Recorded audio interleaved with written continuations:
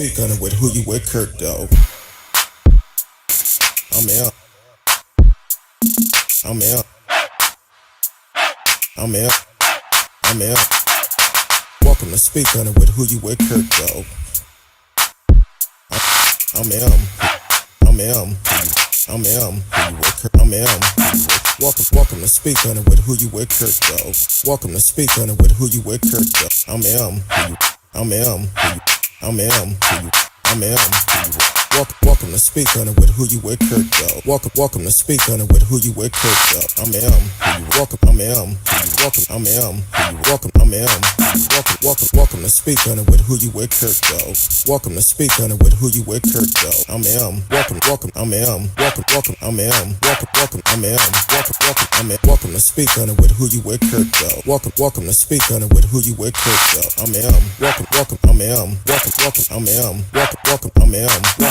I'm in. Welcome to speak on it. Welcome to speak on it. I'm in. Welcome to speak on it. Welcome to speak on it. I'm in. Welcome to speak on it. Welcome to speak on it. I'm in. Welcome to speak. Welcome to speak. I'm in. Welcome to speak. I'm in. Welcome to speak. I'm in. Welcome to speak. I'm in. Welcome to speak. I'm in. Welcome to speak. I'm in. Welcome to speak. I'm in. I'm in. Who you with, Curtdog? Who you with, Curtdog? Happy Thursday to everyone. Hopefully y'all having a great day today. You read the post. Tonight, not only will Miss Rskee be on the show, but also Miss Dione Simmons, a licensed counselor. Tonight is about a show of helping people. So hopefully y'all already had the number 972 591-3665, 972-591-3665. You can call in and ask Miss Simmons questions tonight.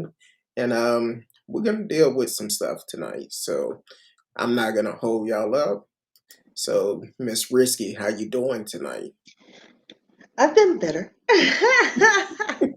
Like having some connectivity issues. Not going to go into it on the podcast yet, but it will be a risky rant probably soon enough. Like I can't see any of the comments if they come in. It's just like that, when you lose connectivity and a little dinosaur box comes up. That's Yeah. what I'm seeing right now. So the page isn't fully loaded. Okay. So It'll load up in a minute. I know it will. no, because it's been up there for a minute, and I was like, I probably should have refreshed. Maybe I All don't right. know. Well, if you want to do that, I can bring you back in. Let me just refresh and see what happens. Okay, I'm gonna go ahead and bring Miss Simmons in, and I'll bring you All back in. right, All right, all right. Miss Simmons, how you doing today? I'm doing well. How are you? Doing great. First of all, I want to say thank you for taking time out of your busy schedule to come on the show to be a blessing for others. Because right now, during this time, we all need counseling with everything that's going on in the world. Well, We no do. I problem. don't. No problem. Counselors have been very, very busy. Well, I talked with both of you. Back around Thanksgiving about what I dealt with, and hmm um, it. I know I'm not the only one to deal with it, and I realized I actually didn't take time to grieve the loss of my mother. So, and I think both of y'all, Miss Rskee, she got it the most because I ended up calling her, and she didn't want to say nothing, but she helped me out. So, but still, as death is all around us, it's a hard situation to deal with, especially losing your mother and having to try to deal with it and be strong for everyone else. So, but I'm glad you're here tonight for we can try to help someone else tonight, get them some help because some people don't know how to deal with it. Yes, grief comes in different stages and it comes at different times. And, when you're going through the first, the first holidays is the toughest. And some people think it's not going to be as tough as it actually is. So you have to prepare yourself for it. It's like someone told me grief is like a um, tidal wave. And right now, in the first couple of years, that tidal wave is just coming and you can't stop it. Soon as you come up for air, it hits you back. It hits you and you go back under. What counseling helps you do is it prepares you for that tidal wave, because the tidal wave is going to come, but at least it will prepare you to know, okay, I can see that tidal wave from a distance because that anniversary is coming up, that holiday is coming up, that birthday is coming up. I know it's going to take me out, but I know I'm going to get back up and I'm going to be okay. So grief is real and it's going to come at different stages at different times. You just have to prepare yourself for it.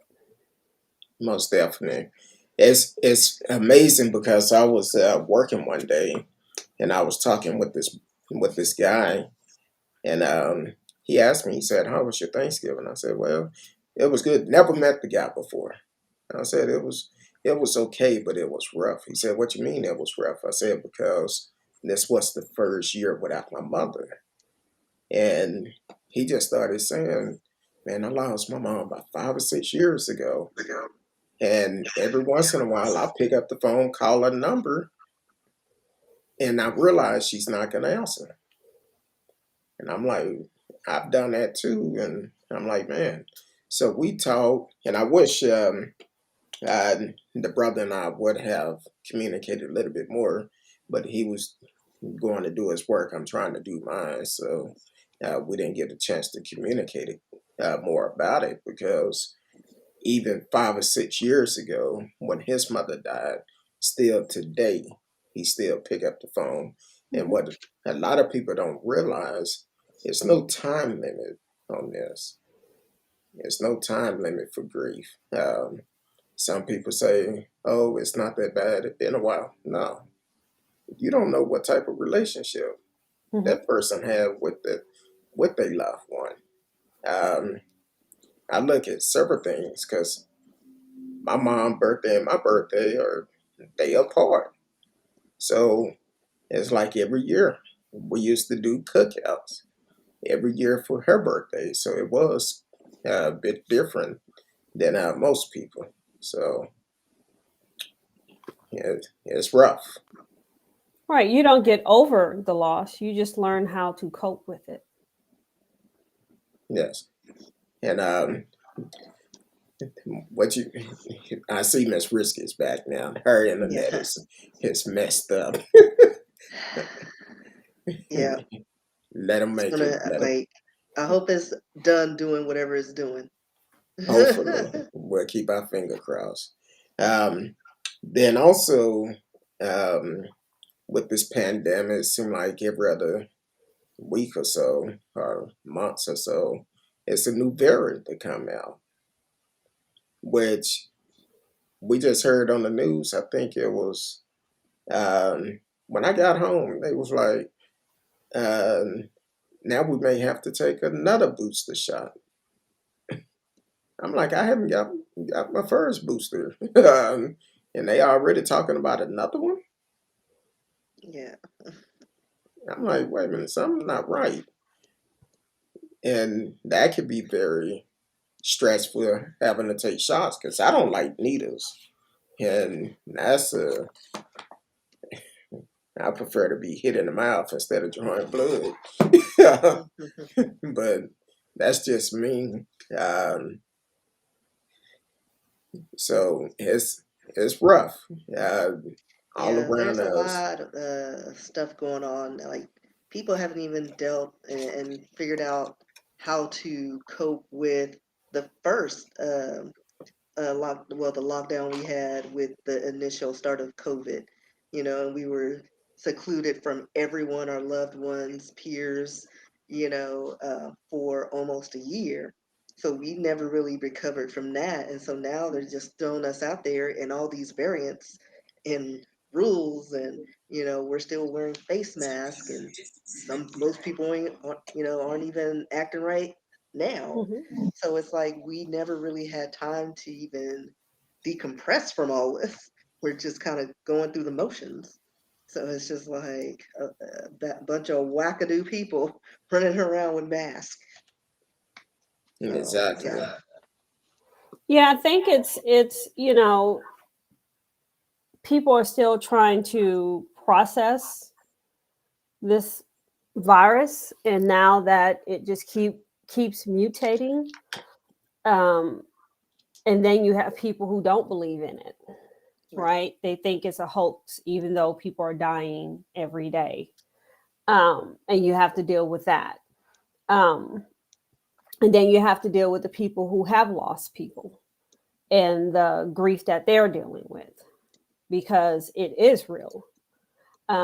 I've known people who have passed away from it. I've had friends who are dealing with people in the hospital now that are, you know, in very tough situations because of this virus. So you is a mental, um, situation where people are really dealing with this virus. But I really look at this virus as I look at the flu, because 100 years ago it was a pandemic, and it mutates every year. When we get the flu shot, it has mutated already, right, and we're getting last year's mutation. So what we put in our body this year is last year's version. right, So this virus is going to continue to mutate right, because not everyone is getting the vaccine. True. So if everyone don't get vaccinated, and it's just my thoughts of it, I'm not a doctor yet, for not a doctor in medicine, but from what I gather, from what I hear on the news, if everyone doesn't get vaccinated, it's just going to continue to mutate. right. It's going to be a True. way So, of life. right, it's going to find a way to keep mutating. So to me, it's just like the flu. So every year you get a flu vaccine. Yeah. So you're gonna line up and get your flu vaccination. You're gonna line up to get, your COVID vaccination. True. It's just a way of life. So right now it seems like a lot because it's new. Right, It was new. The flu was new 100 years ago. right, Mumps, measles, and all that other stuff was new 200 years ago.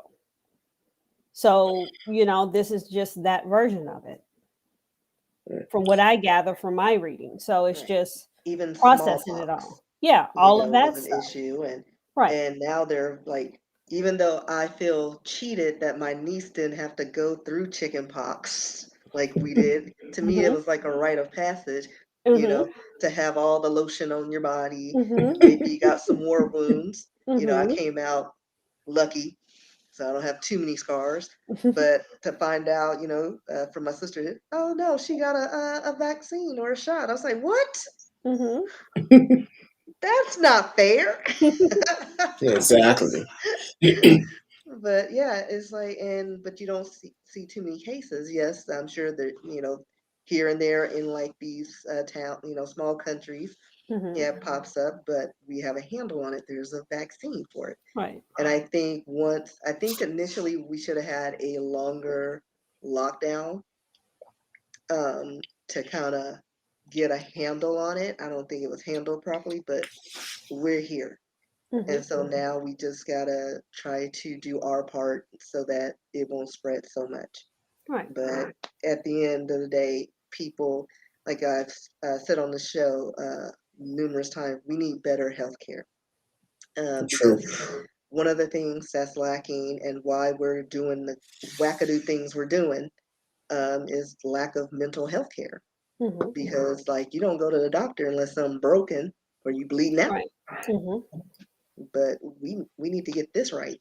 Right. And all these changes and regulations, people don't know how to handle that. Mhm. It's so true. Now, you said a lot of people don't want to take this serious enough. They don't want to wear their mask to protect themselves, nor the people around them. I seen some crazy stuff yesterday. I went to the store. Um, Now this lady, she didn't have a mask on, but she grabbed a paper towel to pick up the package of meat she was grabbing. And I'm like, that defeat the purpose. Mm-hmm. Like nothing they do makes sense. It's like in the beginning when people were wearing the gloves. You're wearing it all day, touching random stuff that's contaminating. Like wearing the gloves is not just. It's like reusing a condom. Like you're just passing on the virus. You got to change out your gloves. Or what I saw at one of the clerks at Dollar General or Dollar Tree, one of those. He used hand sanitizer on his gloves, and I was like, well, at least that's the smartest thing I've ever seen somebody do with gloves because he's handling money and transacting and touching things. I was like, that's the smartest thing if you're going to recycle gloves. Mm-hmm. But people were just touching everything, faces, hair, all day in the car. Well, I'm Eating, wearing gloves. Well, I love eating. when they wear their gloves in the store, but then they go into their wallet or their purse, with the gloves on. I'm like, so you contaminated everything in your wallet. Right. COVID is in your wallet now. Right. And you're So going to now take when your you go wallet for that home. piece of gum in your purse, Yeah. you're eating COVID. Yeah. Yeah. Or maybe Exactly. salmonella from that meat you just Yeah. touched. Yeah. But it's just that, it's the mind, the concept of not being fully knowledgeable, not Yes. taking the time out to really research Right. and understand everything there is to know about what COVID is and how how you can get it. Right. The lady who takes care of my son, I have a son on the spectrum, and she had, was very knowledgeable of COVID when it first came out. She wore the mask, the shield. Well, not the shield, but the mask. She changed in her garage. She did everything because she have, um, medical history. So she really couldn't catch it. She did everything right, but she walked into a Walmart. She left my house, walked into the Walmart. My house is the only house she would go to outside of her house, and went into a Walmart and must have walked into someone sneezing or coughing, and it got into her eyes, and she Mm. caught COVID, and she was down for 3 months, and she didn't think she was going to make. She thought she would have to go to the hospital, and she fought it, and she still has,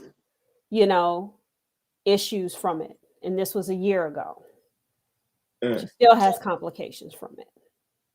Yeah, one of my coworkers, her ex son-in-law, she knew him since he was like junior high, but and was like a son to her. He had other health issues, got COVID, was in a hospital at one point, was on a respirator, recovered from that, but then had other issues because his lungs didn't fully recover from that and passed away. 27 years old Mm.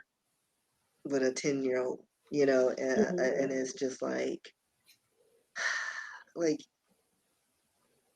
I think in order for people to be a little bit more cautious when they go out and less selfish, it's going to have to hit them directly for them to see. Because, Right. out of sight, out of mind, like, we talk about our personal issues until someone experiences it, they have no point Right. of reference. And Until that's what it's going to take. it knocks on your door, you're not going to take it serious. Yeah. My sister I have one sister that's a nurse, and she says she has never met anyone that came in there who didn't believe in COVID. Once they caught it, didn't say they didn't believe in it anymore. Because she said that they begged for the vaccine, and she's like, it's too late. Right. You can't get it at this point. You can't get it. Yeah, we've talked That about has to happen. we talked about different um, people that actually passed away, and on their deathbed they was begging their Mhm, loved ones to get the vaccine. mhm, And at this point, I'm I'm just to the point. Hey, you either gonna take it or you're not gonna take it, and I prefer you would take it, but that's your decision, and you have to live with the consequences. Um, so me personally, I'm fully vaccinated, but waiting for I could take my booster to protect myself more. mhm, You And know, I was on the fence. I mean, my sister got the booster and my mom. Um, I'll probably get it when I'm on my little mini vacation at the end of the month. But I'm still on the fence with it because, I don't really go anywhere. But when I do, it's like, well, I should probably take it just because I'm trying to get out more and, enjoy the roses. But again, like you said, somebody could sneeze and, mhm. your eyes are a mucous membrane, you can get anything uh, in your eyes and whatever. But so don't be surprised if I'm down for the count one day. Well, I got my booster on Sunday, uh, and it didn't affect me. yeah, yeah. My sister, she did the Moderna. She's sticking with what she had Mhm, initially, and she was feeling kind of not 100%. Um, I know when I got the Pfizer one. Um, the first two shots, I didn't really have any side effects. I was just exhausted. Like I was so tired, and I was like, "Is this what fatigue is?" Because my eyes, I just cannot. Like, and it was just the worst feeling of just I couldn't do anything. But I felt fine. I was just mhm. sleepy. Yeah, I So got the Pfizer, and the second one I was tired, but the booster I was a little tired, but that was about it. yeah, But yeah, I'd rather be safe than sorry. right. And that's where I am as well. Because it's like even in, because I work part time in the office because Mhm, there's no way around it. I've got to print manual checks in the office. mhm, And it's a small group of us. So fortunately, most of the people are working from home. So it's just like five of us in the office, rotating. Um, but even still being in those quarters where they don't really clean it often, mhm, um, to just be protected because anybody can walk in delivering mail and mhm. expose us. So And I that's can tell you when we talk about the mental aspect of um, COVID and dealing with healthcare workers and dealing with nurses and frontline workers, when they're dealing with these non-vaccinated um, patients that are coming in with COVID, and they are begging for help and begging for the vaccination, and they are needing, this help. These nurses and other healthcare workers are exhausted, oh yeah, and they have lost their a little bit compassion because there is a vaccine that can prevent this. And there are people who choose not to take it. And so they're overworked and they're exhausted. And mentally, it takes a lot. It is draining on these healthcare workers. exactly. So their compassion level has been lowered. They're still Right. going to do their best to give that care, but they get to a point where, hey, that's all you had to do is take the shot. Right. You wouldn't Exactly. be here. Right. Now I'm wasting time with my family Right, to care for you, right, who, should know better. right. But So so it's hard for them to keep that care, that top-notch care that they have always had to deal with patients that chose, not saying it's different if there are people who can't get the vaccination for health reasons.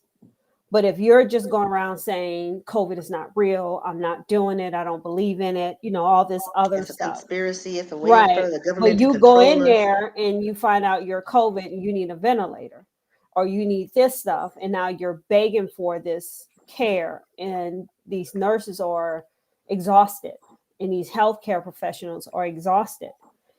And now they have to work these hours, like you said, leave their family to take care of you when the only thing you had to do was to get the shot. Now, how do y'all feel about these healthcare workers uh, that basically saying they're not going to take the vaccine? And some of them have been terminated. I think it's mostly down in Houston, the ones I've seen where they was like, oh, I'm not going to take it. They're just going to have to fire me. How do y'all feel about healthcare workers not wanting to take it? I think everyone has a right in a belief of their choice. But if it's their job saying this is what you have to do to work here, if they choose not to do that, then they choose not to work in that environment. Because especially when you're dealing with a mass of people on a daily basis, like you could be exposing them to the virus. Mm-hmm. These people with weakened immune systems, children, elderly, Mm-hmm. you come in contact with these people all the time, and then they go home and expose. Right. It's like a domino effect. Right. And it's like, as a healthcare worker, your drive is to help people and not make them sick. Hurt them. Right. You take that oath to always, I don't know what the oath is, how it, word for word, but, sum it up. You take an oath to always Do no provide harm or help, something. do no harm. Yeah.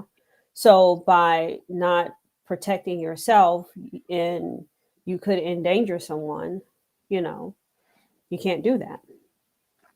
But you have a right to choose. That's your right. You live in America, you have that right. But so do your employer. If your employer say, hey, this is what we expect, of you to do to work here. If you don't want to do that, then you don't have to, but you can't work there. Exactly. Like the military. Like I remember going to basic training and you just lined up getting shots. I didn't know what all those Didn't know things were. what you was getting. But You guess don't know what? what you're getting. Like I know one of them was penicillin and that hurt. That's Mhm. all I'm saying. That one hurt for no reason. Right. But You couldn't say, oh, I don't want that. right, because You you're know? property of the government and Yeah. you just lined up and they just had those guns in both arms. I was like, no. So like I Mhm. know what it feels like for those little babies to get all them injections in their little Mhm. thighs. It's like painful and like you don't understand why, but it's something you Right. got to do. Mhm. But yeah, and same with the medical field. Listen, you're a part of this organization. Either get the vaccine or Gotta go. yeah. But I like how some of the hospitals were saying, hey, if you don't get the vaccine and you catch COVID, we're not covering your insurance for COVID. You're going to pay this $40,000 for your hospital stay if you As they catch should. COVID. Exactly. It's like, well, you didn't believe it existed. Right. And you work So, here. right. You don't believe in it, we're not covering it. So That's a good I thing. thought that was a good thing for them to do that. Yes. If you don't believe in it, neither do we. We don't believe in covering it. So I think that was a good caveat to that, saying, hey, you take care of that $40,000 bill. Mm-hmm. Just like those people is like always gotta GoFundMe. Oh, let my kids on a Yeah. ventilator. Matter Yeah. of See fact, how that GoFundMe works. See how Right. many people gonna pay Your for your that. your 20, 30-year-old son, it's like, Mhm. well, he's grown. He could have gotten the vaccine. Right. easy. But no, he wanted to gallivant and go to college parties and do all these things unprotected. And now you And want that's to the have to feel scary part. sorry. I think the younger age groups, the 20s, even 30s, I think that age is a little scary because they don't take this virus that serious. And you see a lot of them walking around with no mask. They think they are, immune to anything. And that's Right, just that, you know, invincible thinking. So that age range is really scary because at first, when the pandemic first broke, it was this age group or this race of people, all these different, scenarios were going on. But that age group is really scary. When they had right, that concert in Houston, right, all those people, they didn't have masks right. on. At all. Just like looking like sardines, Yeah. just I'm all like, breathing the who same goes air. to something like that? Doesn't, I don't care if you're vaccinated, you still can get COVID, True. Exactly. and they're out there, and that's just alarming to me. So there's a lot of people that have this false sense of reality to think that And they false sense can't of get it. security. Yes, that's So yeah. scary. And that's why it mutates because of that false sense of reality and thinking that nothing can happen to them. Now, would you say that could be reason why people believe that this virus is not real? Do you think it could be a mental issue or just I think it's listening to just the that wrong folks? age. It's that age group who just don't think that death is real. I mean, when you were in your 20s, you thought you were invincible. I was a little cautious. I was a hypochondriac, so I was always kind of like, you want to go, who gonna be there? Like I'm still like that. Who gonna be there? I think about it. But yeah, but there was some carelessness in my Hmm. youth, Hmm. and as like you go through that. But we also didn't have a pandemic Right. to go Exactly. through. So I went to my concerts and I went to random places I shouldn't have been, but I survived. Yeah. I Knock mean, on wood. trust me, I have family members Yeah, who don't believe water is wet until it hits them. yeah. So, yeah, it happens in your own family. True. But I also, yeah, Uh, I'm pushing the wrong button. You're listening to Speak On It with Who You With Curtdog. It's Miss Rskee, Miss Simmons, who is a licensed counselor, professional counselor in the house. We're dealing with mental illness, whatever you are struggling with. She's here to answer your questions. You can live chat with us in the chat room, or you can call in 972-591-3665 and ask question, whatever it is that you're struggling with. Definitely want to call in and get some help. It could be anything from domestic abuse, past sexual abuse, and mental illness, because right now we're all stressed. And a lot of people are dealing with depression. That's why we see all these road rage shooting going on here in the Metroplex, because people stressed and don't know how to deal with confrontation when it approach. And some of them just look for trouble. So you can definitely call in. Now, since we are talking about the coronavirus and the mental issue of it, I read a story last week. One of Georgia leader, Marjorie's, what's her name? Marjorie. Well, I Taylor forgot it. Green or Yeah, something. Taylor. Yeah, made the comment last week and tried to compare counsel to the COVID.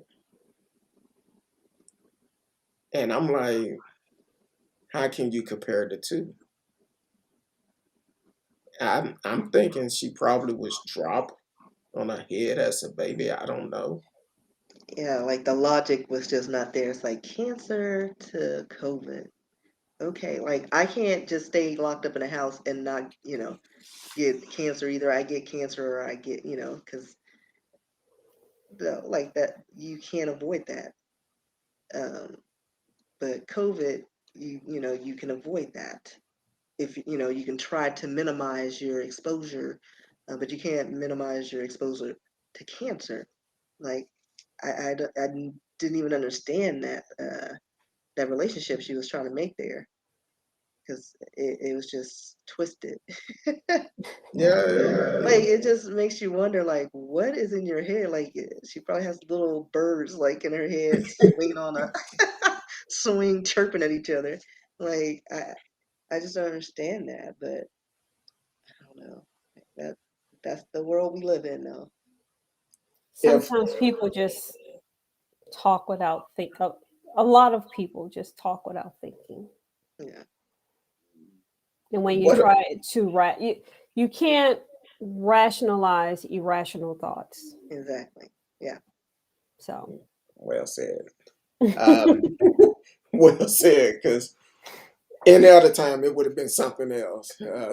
But Oh, I have a question. This is okay. So I'm usually the one that people go to for all their issues mhm, since I was knee high. Because, like probably because I would forget most of the information. So secret was safe for me.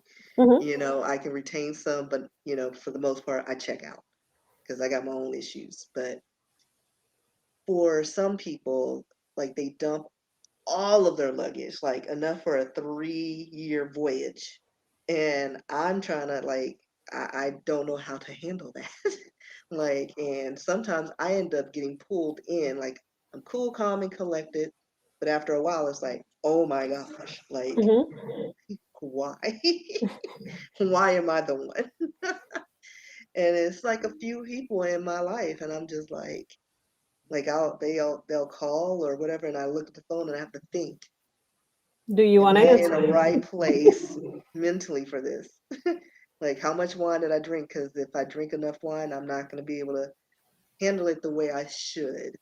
It's like walking on eggshells, and sometimes I don't want to be walking on eggshells because I'm very blunt, I'm very open and honest.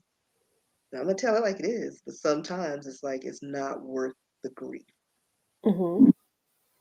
So I'm like trying to figure out how to not be so available So let me to ask all you of the this: shenanigans. when they come to you and dump their stuff, Hmm. are they open to what you have to say? No, not at all. Okay, so what I tell people is, and what I do, because you have this natural gift, and people, you attract people to you because you have a gift to where you can help people. You have this helping ability. I try not to make eye contact with people when I'm out. I usually have a baseball cap on. I keep my head down because for some I can be in a grocery line and I Hmm. don't say these words. How are you? Right. Because they dump it, and I'm like, I'm just in a checkout line. I really don't want to know how you're Been there. doing, so I don't make eye contact. I've It learned the seems like hard way. that doesn't work for me because sometimes I'll just be in I line have and then headphones on. somebody. I act like I don't hear you. Okay, so I So, need I, headphones but because I what I do, guarantee you, yeah, I they will will get stop. somebody and they're like, what? This is my second divorce. What? I don't But know when you're you. talking to friends Hmm. or family, I have a very large family. Sometimes I would say, um, with friends or whomever, do you want do you want um, do you want a solution or do you want to vent? Because if you want to vent, I'm not really paying attention to what you're saying. If you want a solution, I'll pay attention, but I'm going to let you know the truth. Right. And they have to be open to receive that. You have to be open And to a lot receive of it. times that's not what they want. But if they And- want to vent, you can vent, but I'm gonna be doing some other stuff while you're venting. So I'm listening, but you may only get one ear. You can't have Right. both. Right. And 'Cause that's you're what I not gotta gonna dump learn it to on do me. is to kind of be at a Right. distance during that moment, because sometimes I get sucked into that vortex Mhm. and then I'm like, oh my gosh. And then now the grievance is with me. Well, because And I what was like, people how do did I is get here? they dump their problems on you, and then they're fine, and you left holding all the bag. You're holding all of their weight. So now they're off and they're fine, and they'll probably go to bed and they can sleep at night because you have all their baggage. And now you're tussling, trying to figure out their problems, and they're Yeah. fine. Right. So if it's too much for you, you give them a counselor's card and say, hey, you need to go and talk to them because they can help you deal with that situation. Because that counselor is going to make them own that problem Right. and make them understand what that problem is. Yeah. Because I think with me, I think the issue is like, on one hand, they do want a solution and help, but they don't want to fully take ownership of Right. all their stuff. Right. And then once you offer them a solution, it's, well, I don't want to do this because there's always excuses. Mm-hmm. So they don't want a solution. Right. Just like being point. almost pregnant. Either you're Right. pregnant or you're not. It's like, and it's frustrating because it's the same stuff all the time, every day. And because like these people are close to me, it's hard to kind of separate. Right. So you say, you know what? You need to go and talk to somebody. That's your best thing you can do. Yeah. And if they say, well, I don't believe in counseling. Oh, you should. It works. Yeah. Exactly. I'm a living Yeah, I need to sign testimony up of that. myself. Even counselors have I have a counselor that I talk to once a month because I'm a human being. I have my own set of problems. Mm-hmm. Even though I know how to solve problems, I'm still a human being. So I have someone that keeps me accountable. Right. Because at the Because end of the it's like, day, it's funny right. what lingers with you.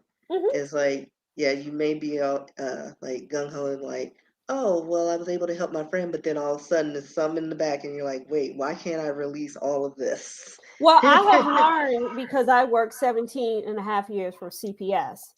When I'm done with my sessions, I cut it off. So I don't take anything with me.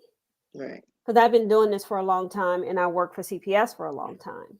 So, for counselors and clients ask me, how do you do this? How do you not take this with you? Because when I hit in, I'm done with you. And I don't pick you back up until I see you again. Because I move on to the next person. Because I don't take any of it with me. Right. I can, leave you. Because I've learned how to do that. Right. Because I you separate. compartmentalize things. Yeah, I separate business and personal. So when I see you again is when I pick it back up. Or if I have some homework I need to do with you, I'll do my homework on Mondays is my work time where I don't see clients, but I may do some homework. I may do some things that I need to take care of throughout the week. But I don't replay things. But now, are there free services or say someone is semi-retired, are there things out available for them for that group, or some sort of counseling service that's free or not as expensive? Well, it depends. There are counselors that take insurance. Mm-hmm. There are counselors that take Medicaid, Medicare. There are some counselors that do pro bono work. Right. So it just depends on what you're looking for. And right. Psychology Today is the best place to go because a lot of counselors is on that website. I'm on that website. You go to Psychology Today, you plug into your zip code, and counselors in your area will come up. Your picture is on there, the counselor's picture, their bio is on there. I always say get a feel for, the counselor to see if you have, any type of rapport. You could have rapport with that counselor. You can contact that counselor. Some counselors give like a 15-minute consultation to see if you get a good rapport with that counselor. And they usually, a free 15-minute consultation just to see if there's something there. And you can go from there. Okay. But yeah, there are some counselors, and I do offer that sometimes, free counsel, pro bono work, or sliding scales. It just depends. I don't do that for everyone, but I do have certain. Yeah, I think this one would have to be clients. paid service. So what about? But you know what? And this is one thing I tell people. Sorry, Curtis. No, go ahead. People always say, I can't afford to go to counseling, right? This is the thing I get. I can't afford to go to counseling. Counselors cost too much. If you can pay money to get your nails done, and we know how much nails cost, right? Mm-hmm. Pedicure and manicure is at least $75 to $100 and something dollars. Right. Right? You can get your nails done. You can get your hair done. You can spend money to do those things. You can spend money on your mental health. Yeah. Because we rather look pretty on the outside when the inside is all messed up. If we take care of the inside, then the outside will shine even better. Right. And It you takes a won't whole have team to keep me upright. Right. So I get my my adjustments and a massage every once in a while. Right. But Self-care is still, important. yeah. But Yeah, one mental day I'll get health a is counselor for important the too. mental stuff. Right. If you do what's important, and I always tell people, you have to take care of your mental health. A lot of things you can solve, problems if you take care of your mental health. And a lot of things stem from, not all things, but a lot of things can stem from your childhood. And it creeps up into your adulthood. And people wonder why things are happening in my adulthood. Well, let's, walk back to that childhood and see what was going on. And then when we do that and we unpack some of that baggage, we can understand where it comes from. Because we can make the outside look amazing. Right. But if the inside is rotten, we'll never get better. Right. That's so true. So when you talk about the insurance now, what about the EAP program? Employee assistance program. Yes. Most jobs have that. And it's so funny. I worked for CPS for probably 15 years before I realized what EAP was, because I never used it. And so, and they never told me about it. And I was in school for counseling and never knew about it. But it's free counseling that your job has. Most jobs have. And you may get a few sessions that's free. And they'll give you a list of counselors that you can go to, that you can see for free. And that can get you started. Your insurance, during COVID, when COVID first happened, some insurances was waiving your copayment to do telehealth. So, and now even some insurances are still doing different types of telehealth where you don't have to pay a copay. So there's all types of ways you can get to, counseling through telehealth. But EAP is a great start with getting into counseling to do free services. You may get 3 free sessions. Those 3 free sessions may change your life if you just try. Sometimes you can't go to your friend because your friend is not licensed to help you. Sometimes you can't go to your pastor because your pastor is not a licensed counselor. Your pastor can get you started, But sometimes you're not going to go to your pastor if you're having heart problems. So you have to go to a licensed professional counselor. You have to go to a marriage and family counselor or a licensed social worker or someone in a medical field, a licensed coach, someone that's licensed that can help you. And a lot of pastors will tell you to go and seek help. They will, my pastor will send you to counselors. So use your go to a counselor. Don't be afraid to ask for help. And you can go to your job and contact your HR. You go to HR and ask for EAP. And ask to get you a counselor and see how many sessions you can get for free. And a lot of times you can use a your lot of times EAP we more don't than once. even know how to ask for help, and that's I think one of the things that we need to learn as a people. It's okay to ask for help. Yes. There are resources out there. Yes, and you don't have to wait until things are in dire need, right, to ask for help. And I think we need to normalize getting treatment for mental health and taking care of yourself.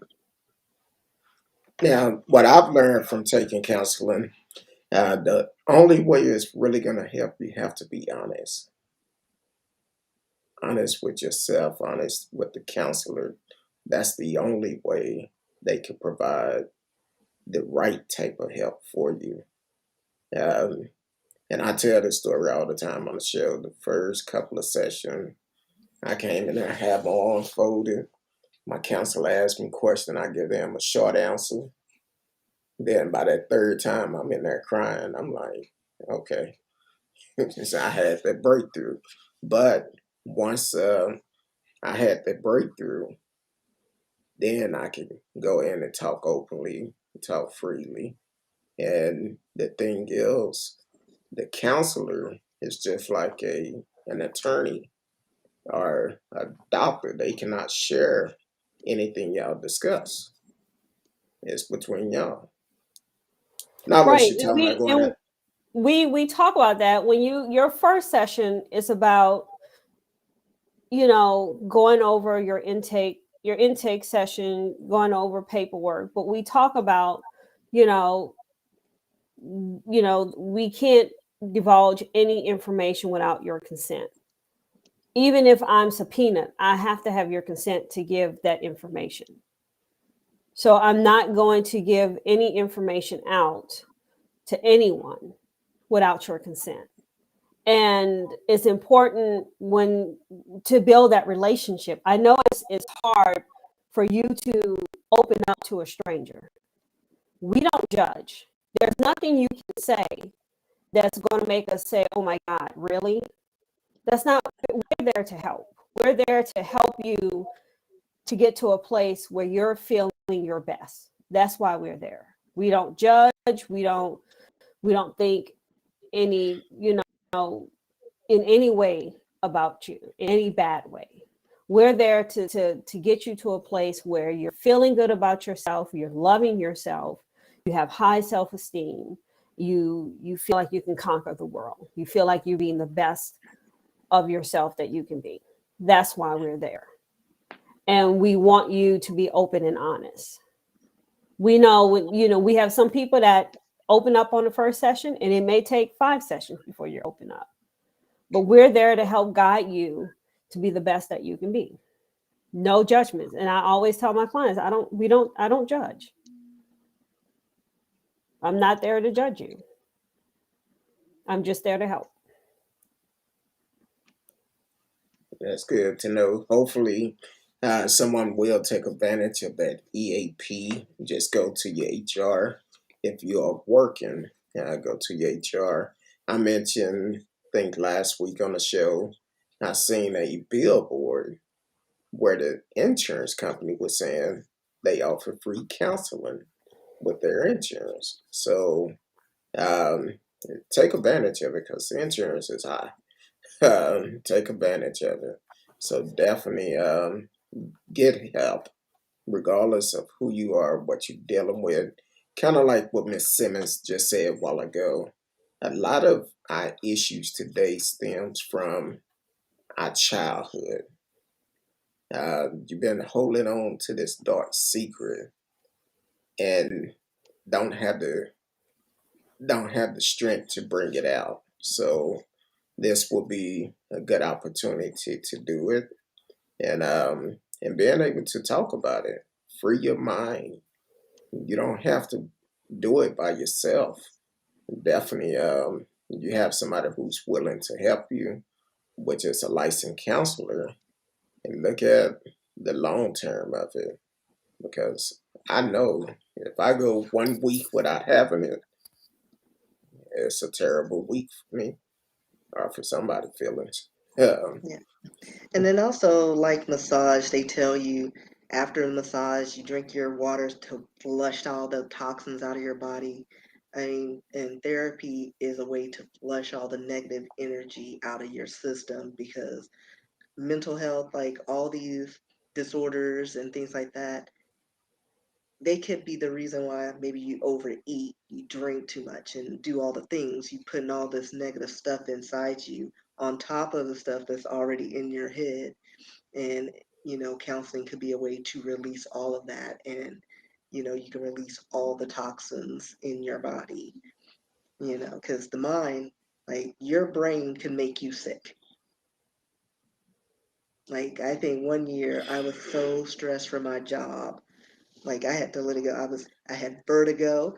I was getting hives. I was losing my hair. I gained like 20 pounds in like 3 months. And my doctor was like, you need another job.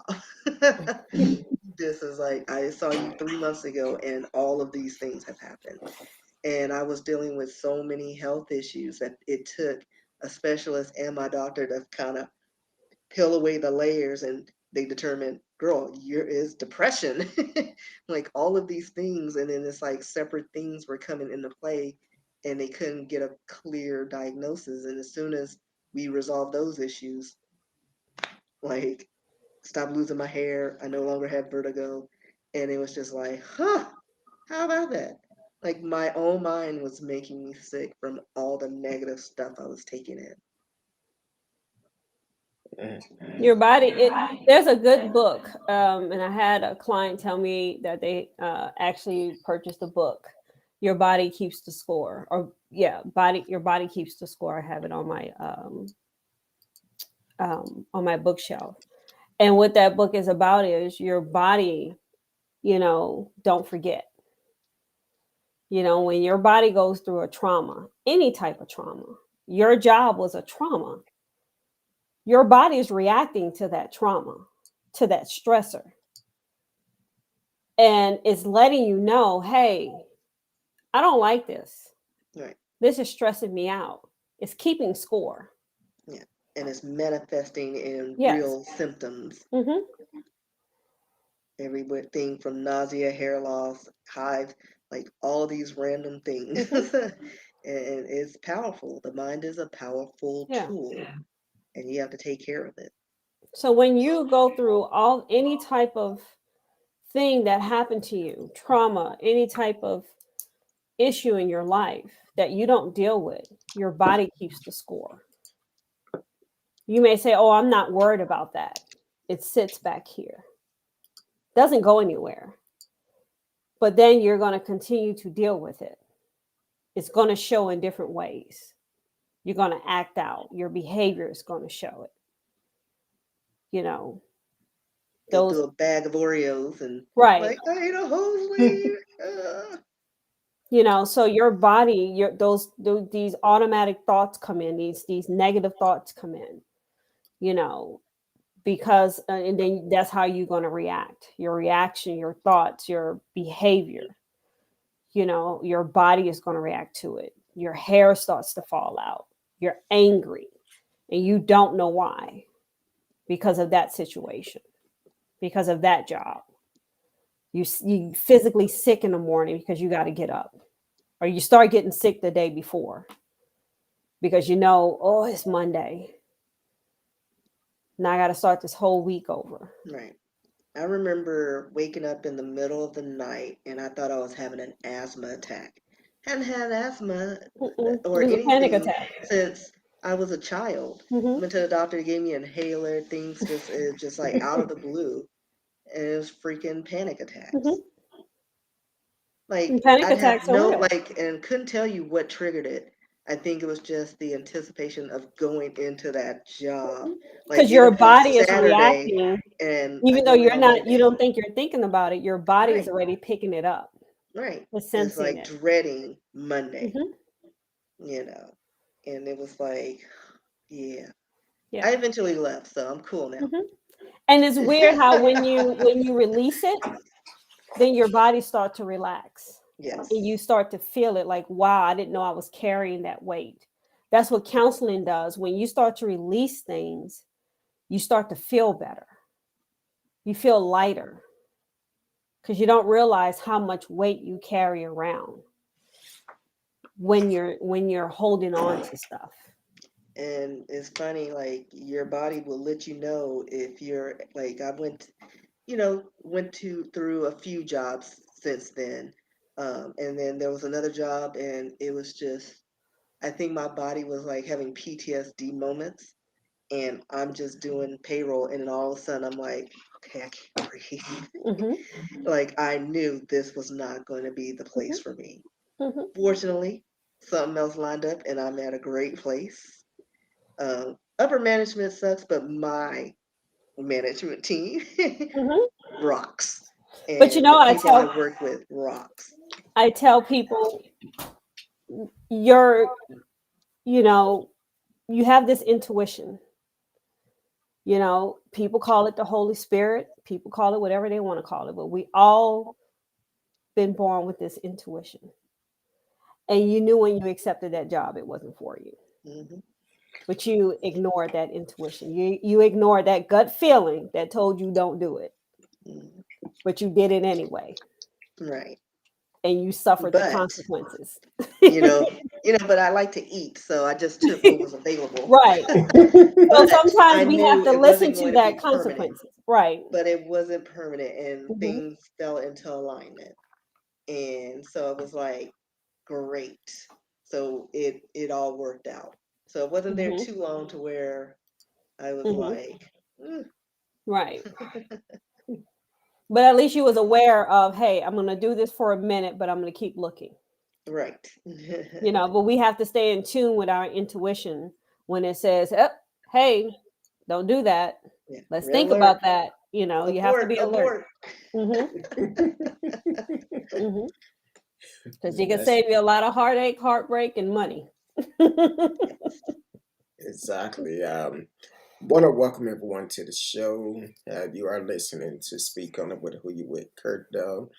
It's Miss Rskee and myself, and our special guest tonight, Miss Dione Simmons. She is a licensed professional counselor. She's here tonight to help you with whatever you're struggling with. If you are trying to decide how to deal with the struggle that you're going through, you can call in and you can also chat with us live. And she can try to provide the right information for you of how to deal with it. So um, now, definitely want you to call in or chat live with us, and she would answer your question live on the show. Had some people come in earlier. T. Cal, Marcella Smith, all the board is in the house out of Miami. So thank y'all for always tuning in, um, supporting the show, and we can keep it moving, keep it going. Um, so definitely, can you see the question, Ms. Simmons? The comment? Yes. I'm struggling with being assertive. Any tips? Um,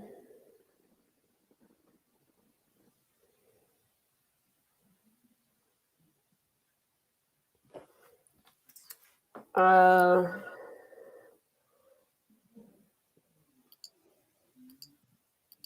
that kind of leaves with a lot of different questions for me. I It's would like just what say, situation? yeah, what do you mean assertive? I mean, I don't know what's causing you not to be able to be assertive. Yes. Gotta Yes. help me here. I've been up all Yeah, need day, more so context. yeah. It's like when I'm at a restaurant and they give me the wrong food. How do I say? Well, Yeah. yeah, definitely give some more context on that all aboard, and that she could be able to answer the question a little bit better for you, because there could be a number of things. So, some people in the world just, I don't know. Okay, being assertive in a work setting as a Black woman. Okay. Let's see specifically. I think it's important to always be able to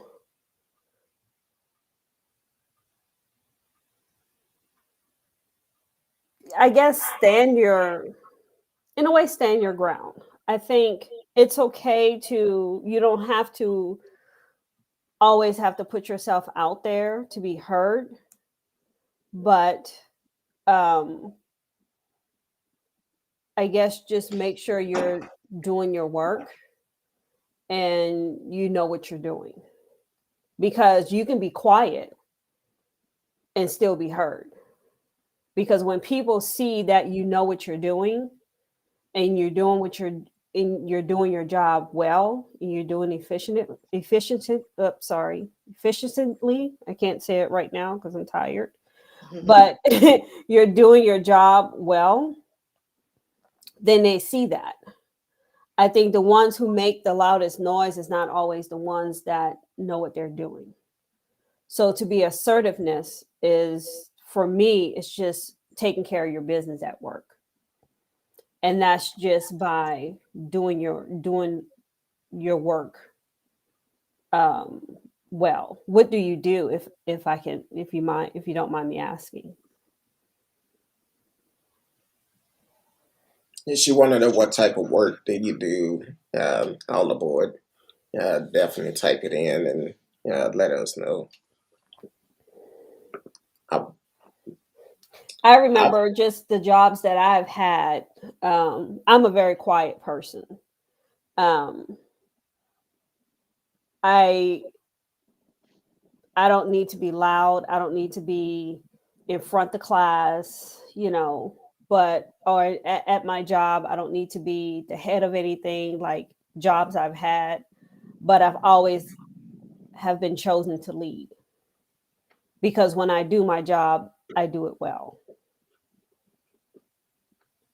So I do better. I do best watching people and doing what they don't do. And what I mean by that, you have some people who insert themselves into things, culinary field as a chef. Um,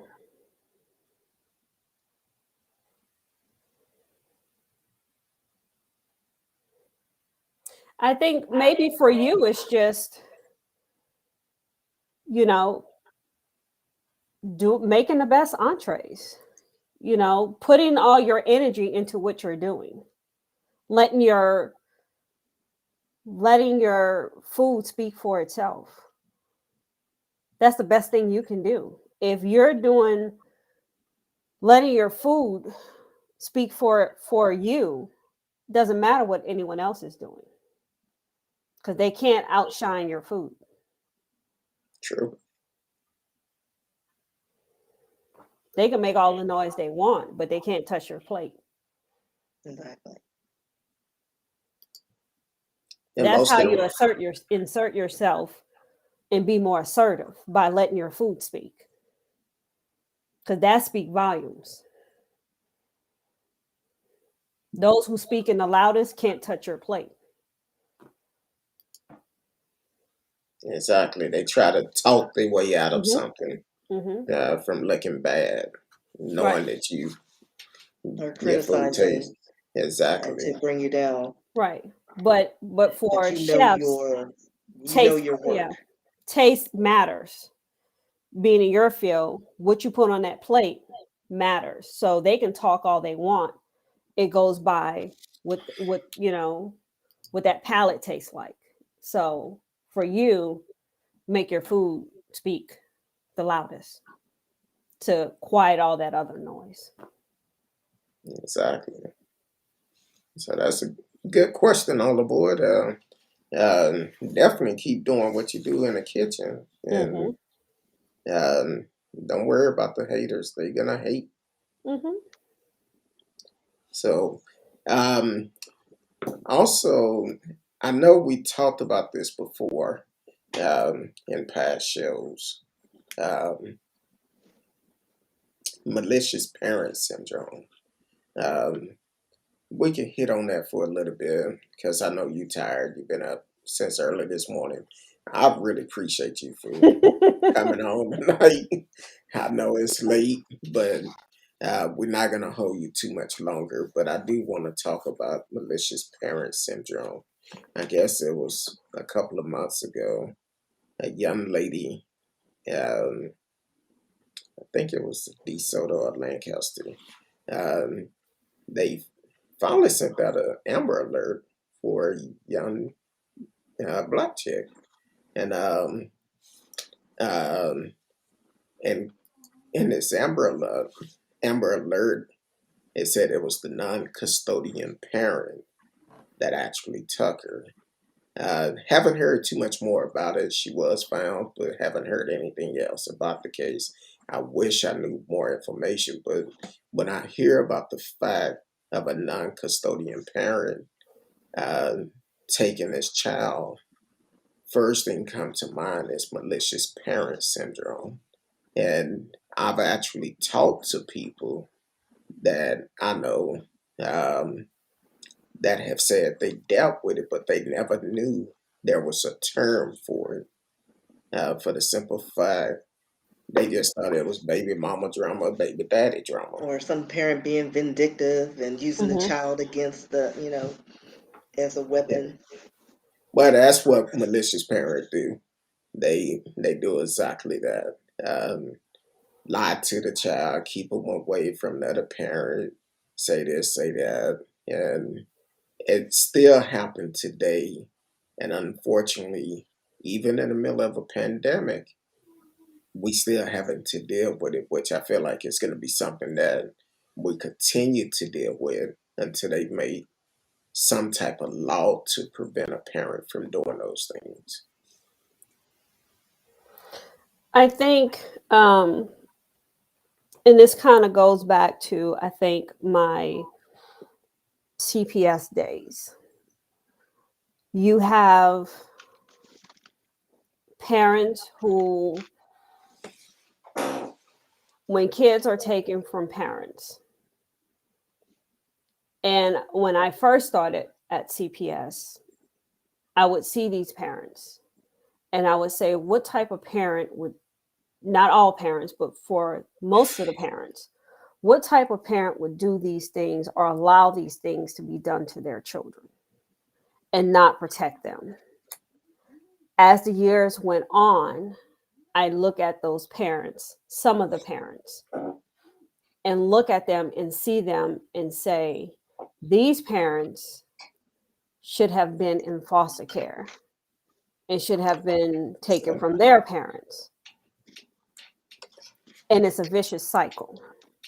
When you talk about this content of parents who are doing these things where this baby mama drama and, you know, keeping them away from the other parent and, taking them for whatever reason, what is going on or what has happened in that person's life Right. That to they're make using their them this child as a way? bargaining chip Right. or What has made them do this? And even in my counseling, when I talk to clients and they have a disconnect with their parents, these are adults, and they have a disconnect with one of their parents. And then I ask them, more questions on what happened in your childhood with your mother or your father. Well, I don't know. Well, that would be a good place to start, because you only know your mother as your mother. You don't know your mother as, Susie or, Lucille. You don't know them as a person. You only know them as your mom, because they once were your age. Yes. What did they go through to make them the parent that they were to you? Because it's a vicious cycle. And I've had people to come back to me and was blown away when they realized what their parent went through as a child, and how their parent had no business being a parent because they weren't given the tools to be a parent because of the things they went through as a child, that they are surprised they made it as a child. So now they saw their parent as a human being. And now they had compassion for that human being that became a mother maybe at age 16, 17 years old. And they did only what they knew, which wasn't much. Right. Exactly. So when they Playing it by snatch ear. a baby and run, or you ain't gonna see your baby, I'm gonna show you, because you were the only love that they attached to. And then for some reason that relationship didn't work. So they did what was done to them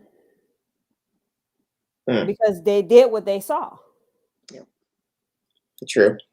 So sometimes you have to look at, instead of saying, oh, baby mama drama, oh, she this or he's that, he's no good. We all have said it. Me too. I have to look at that person and say, what is their story? How were they raised? Where did they come from? Because everybody has a story. True.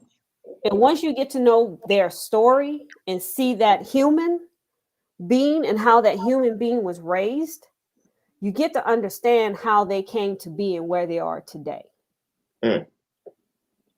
That's so true. We have a caller that came in. Welcome to speak on it. You there, caller?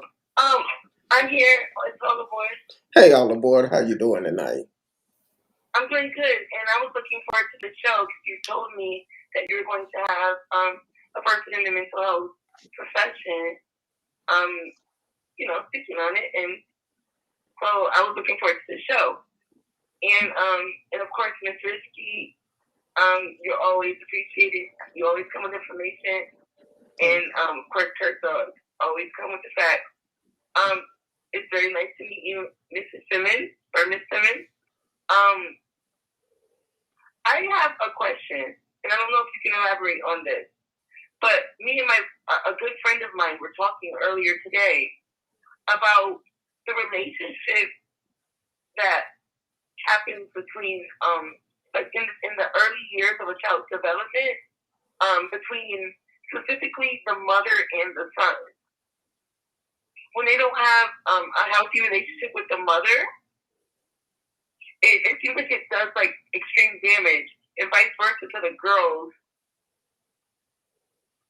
that don't have a relationship with their father. Is there something like psychological or science behind that, or is it just what we've experienced, what I've experienced, my friend and I? So I'm trying to understand your question. So as a child is a baby, the relationship a son has with the mother versus a daughter has with their dad. Well, like when it seems like from my research, when a boy doesn't have a good relationship with his mother, like when she's not nurturing, it can affect them like in their development. That's what it seems like. And when a girl doesn't have a good relationship with her father, it can affect the things that she does. Like you end up, for example, searching for love or like, things like that. Is there science behind that, or is that just? It is, and I think it's sorry, my brain is I just ended a semester, so my brain is I fried. know it's late. I just turned in my last paper, I think Sunday or Monday, so my brain is pretty fried right now. But I want to say is either Erickson or I think it's Erickson. I forgot what stage that is. But I think what you're saying is, and what I tell people, the most important person in a girl's life, actually in both males and females, boys and girls' life, is a father. And I say that because a father teaches a girl what a man, what a father is, and what a man is going to be. And when a girl doesn't get that from her father, she's always seeking and searching for it in a man. So she's always looking for protection. A father is there to protect. And when she doesn't get it from her father, and a lot of times when I'm dealing with women who are searching, looking for, oh, I married the wrong man. Oh, I married this man, and he's not who I wanted him to be, and he's not this and he's not that. She's searching for that love that she didn't get from her dad. So she's constantly trying to replace that.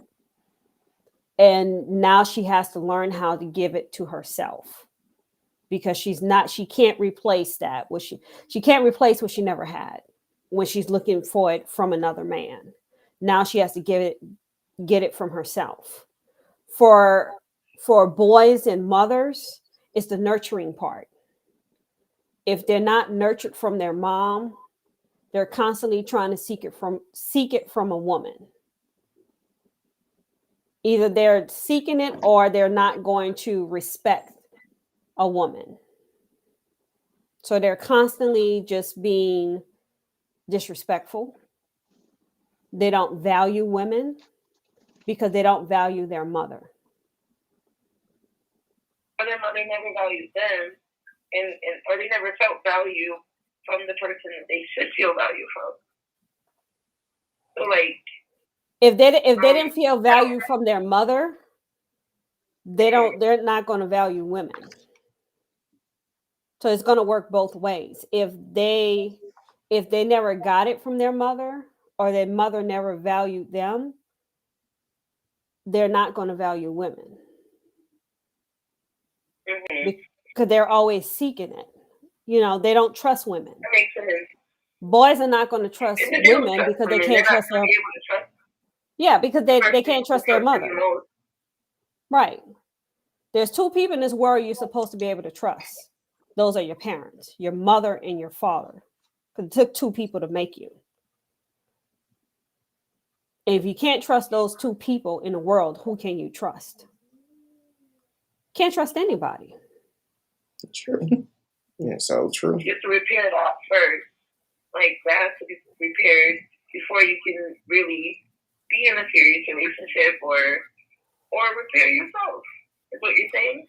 Right, because if you can't repair that relationship, let's say, okay, I worked for CPS for 17 and a half years. A lot of times that relationship will never be repaired. These kids, in the 17 and a half years I worked there, I've had one, maybe two kids went back home. 17 and a half years, two kids went back home. That you was mean it. CPS, Child Protective Services. Okay.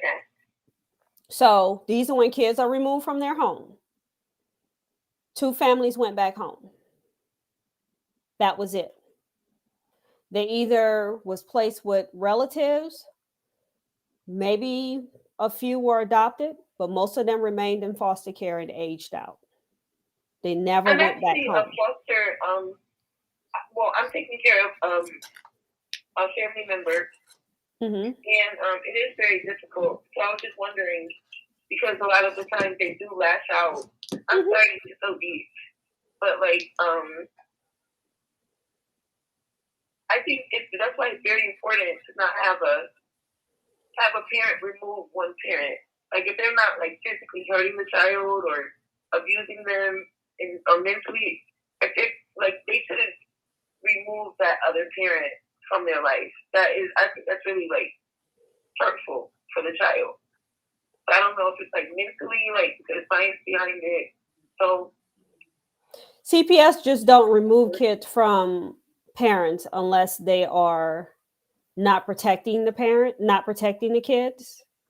If they are on drugs and won't get off, or if they are abusing the kids either mentally, physically, or mentally or physically. So there's reasons why they're not with their parents.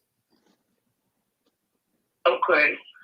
You may not know the reason why, but there's reasons why they're not there. People, Say that again. Say it again, all aboard. well, that's why we need to have more people in the mental health field that can understand nuances. It's really important because there's so many different little nuances that a lot of people don't understand. That they don't understand, like the difficulties, like the nuances. Like you may have never had a marriage in your family, so you might not know how to be a good wife or a good husband. Right. You never seen it, Right. And that's why it's so important to have marriage counseling, pre-marriage counseling.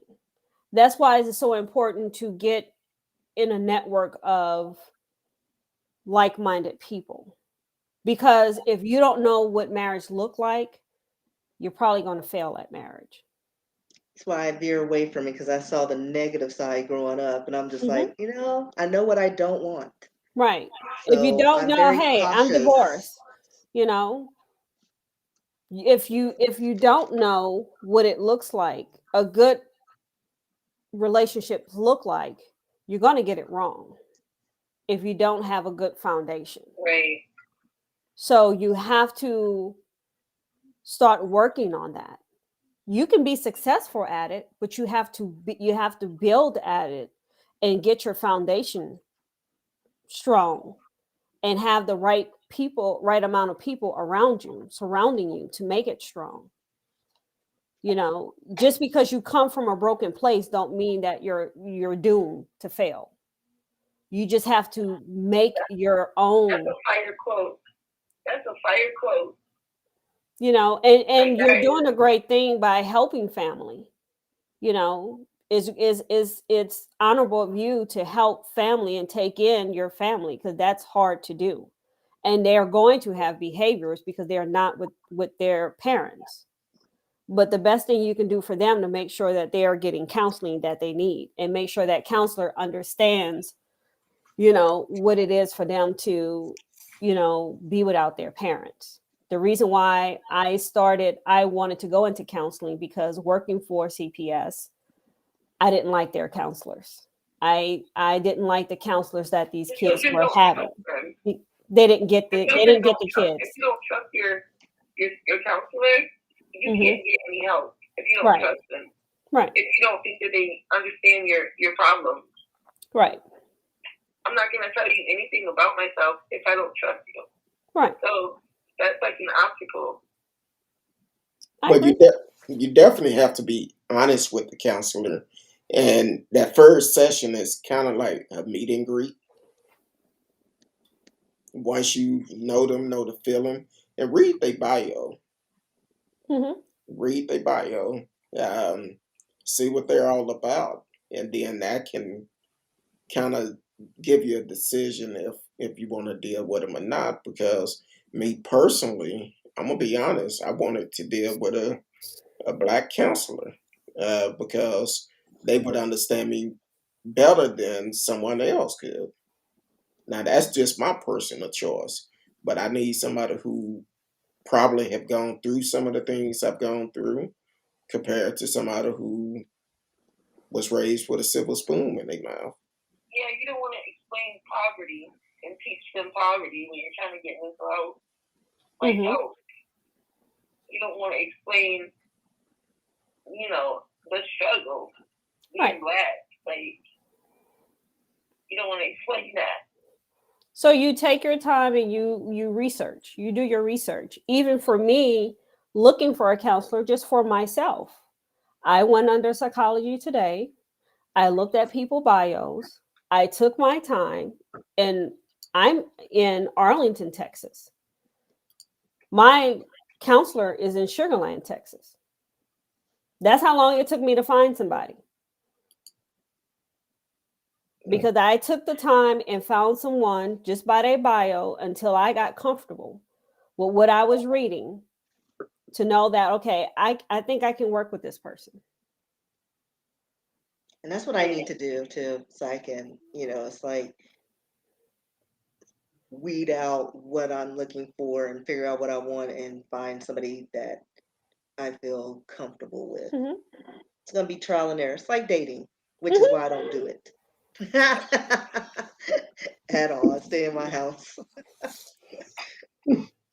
Well, I'm going to a therapist tomorrow, and so this is like right on time because I'm thinking I'm gonna write a checklist of things that I want to touch on, because sometimes when you're in that session, I feel like there's a timer going.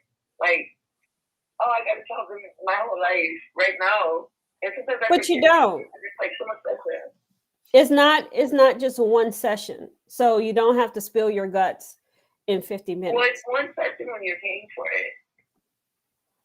Do you have insurance? I prefer to talk about that behind the scenes, but Okay. but anyway, I'm paying for it out of my pocket, but this is like right on time. Curtdog, right on time. Okay. Like, but I want. But let me say this: when you talk to your counselor, and it's just us, I do side notes, I do sidebars, even in my counseling session. I'd be like, hey, time out, sidebar. When you talk to your counselor, you let her know what's going on with you, and you see if she has a sliding scale.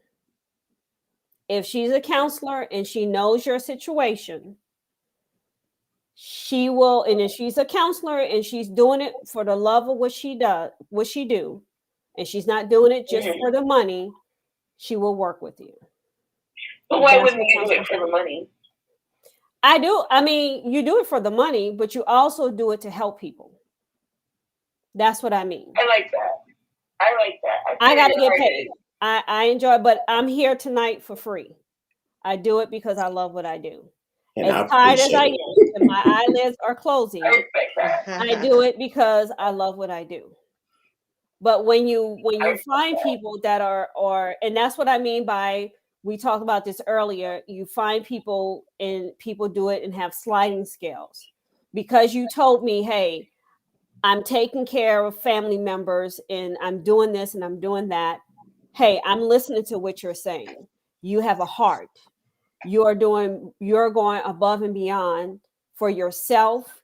You're working, you're in a field, in the chef field, culinary field. You're doing these things. In just the short time you've been talking, I'm listening to what you're saying. So you're paying out of pocket for counseling. You're getting help. You're trying to figure out whatever's going on with you. A counselor is going to listen to that. So because you're paying out of pocket, a counselor is going to say, okay, how can I help? And if they don't, then I should reevaluate if Right. Is there a checklist of things that we should look for in a counselor? That's my question for you. You got to go by that intuition, that gut feeling that's telling you, am I going to get what I need from this counselor? You have to trust your gut. When you're talking to that counselor, am I being heard? Is she listening, or he or she listening to me? Am I getting the feedback I need? Or are they just looking at that clock, waiting for that time to go by because this is a cash payment? Now, also, all aboard, you may not been on the show at the time, but if you go to the psychologytoday.com, And correct me if I'm wrong, Miss Simmons. You said there may be some on there that would do it pro bono. Yeah, they'll have on there if they take sliding scales or stuff like that, because sometimes they have interns, they have master level students, they have other people that works in the office that can take smaller fees, than what the counselor can take. And that counselor herself may take something, lower. I'm gonna watch the show from the beginning, like after everything is finished. I always check the replay, but that's valuable because I'm going in the morning. So thank you for listening to my call, and I'm gonna be tuning in and taking in this information. No thank problem. you, Ms. Rskee. Thank you, Ms. Simmons, and thank you, Curtdog, of course. Appreciate it. And I did pull up your areas, a lot of different counselors on there. So you should be able to find one on there that can actually work with you. It's hard because they don't understand, like, I'm not going to open up to a person if I don't trust them, or if I have to explain everything about, like, every little thing to them, I'm not going to trust them. But at the same time, I do have to be open with them, right? Like, right. Sure, the majority of them are doing it for the right reason. But I'm gonna look into the sliding fee, and if she don't do a sliding fee, I'm canceling her. You just have to get a feel for it. Once you go in there, you'll get a feel for it. Okay. You just go in there being open, and then you can go from there. Okay, thank you guys so much. All right. And one last thing, if you go to psychologytoday.com, if you go over to the price and have a key where you can put a sliding scale, and it'll show you which ones have a sliding scale on there. Okay. So definitely do it. The name is up on the string, so definitely do it and get some help. So I appreciate you all aboard for always supporting the show, and let us know how it went. I'll let you know. All right, I definitely. Thank you. I'm gonna keep watching. I'll be in the comments. All right, I appreciate it. Okay. Good All night. right, have a good night. All aboard been rolling with us for a while now. I don't know how long it's been, but I'm gonna be respectful for your time, Miss Simmons, because yes, I appreciate it. Because see, by this time, Rskee been sent me a message. I gotta go to bed. So no, but I definitely appreciate it. Thank you for calling in all aboard. And we'll talk about it later on, Miss Rskee. But definitely continue if you are in the Metroplex, definitely reach out to Miss Simmons. If you have questions or if you're looking for a great counselor. And also she do work with other counselors here locally.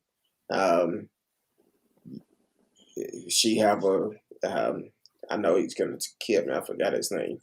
Harold Willis. Yeah.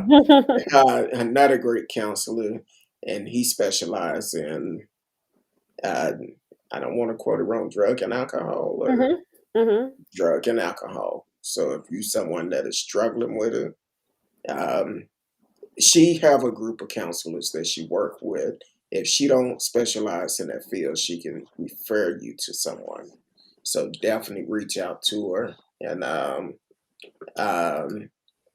and get some help, because we all need some help. So I definitely appreciate you, Miss Simmons, and